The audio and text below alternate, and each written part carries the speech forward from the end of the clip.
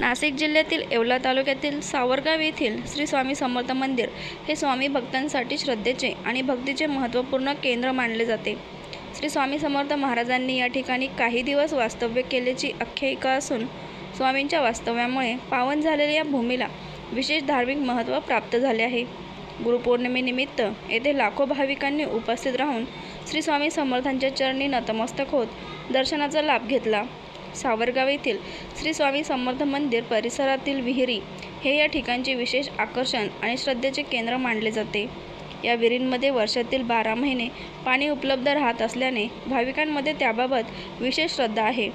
यावेळी परिसरातील ग्रामस्थांसह यावेळी मच्छिंद्र काका पवार यांच्या मित्रपरिवार हे देखील या ऐतिहासिक मंदिराचे दर्शन घेतले.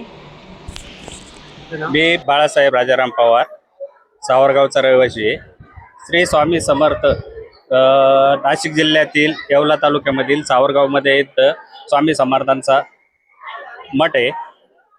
दरवर्षी स्वामी समर्थांच्या इथं पुण्यतिथी, सप्ताह सर्व कार्यक्रम होत राहतात. गुरुपौर्णिमेच्या निमित्ताने आज मोठा कार्यक्रम इथं होत राहतो. पूर्ण तालुक्यातून भरपूर हजारोच्या संख्येने भाविक येत राहतात. स्वामींची प्रचिती सर्व भाविकांना इथं मिळाली असल्यामुळे भरपूर गर्दी होते. आणि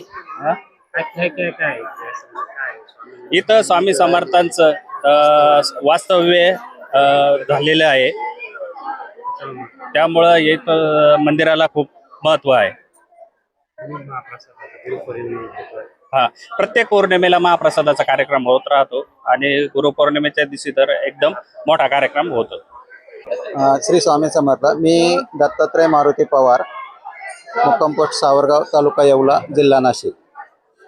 आज या ठिकाणी श्री स्वामी समर्थ मंदिर हे फार पुरातन असून येथे आनंदनाथ महाराज हे वेंगुर्ल्यावरून येऊन हा मठ इथं स्थापन केलेला आहे.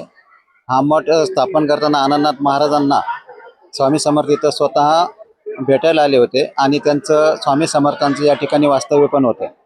तसेच या ठिकाणी हा जो बारव आहे हा पुरातन बारव असून किती दुष्काळात या बारवाचं पाणी आजपर्यंत आटलेलं नाही.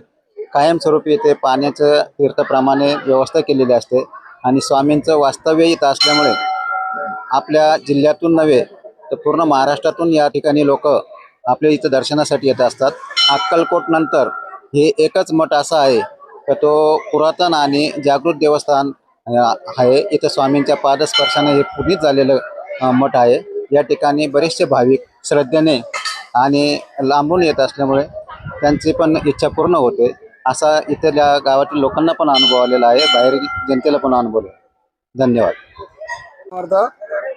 स्वामी महाराजांनी इथं 1 महिना वास्तव केलेलं आहे. त्याच्यामुळं इथं बरेच लोक येतात, दर्शन करतात. बरेच लोकांना स्वामी भावतात. बरेच लोकांची मनोकामना पूर्ण करतात. आणि इथे एक विहीर आहे, त्या विहिरीला असं पाणी आहे, जिवंत पाणी आहे. तर ते पाणी कधी 12 महिने आटत नाही. असं एक विहीर आहे इथं. विहीर म्हणजे बारव आहे श्री स्वामी समर्थ. बटाव ऑनलाईन ग्राहक सेवा केंद्र. अर्जंट पासपोर्ट फोटो काढून मिळेल. ठिकाण अमरधाम रोड, विक्रांती हॉटेल समोर, येवला. बटाव photo studio.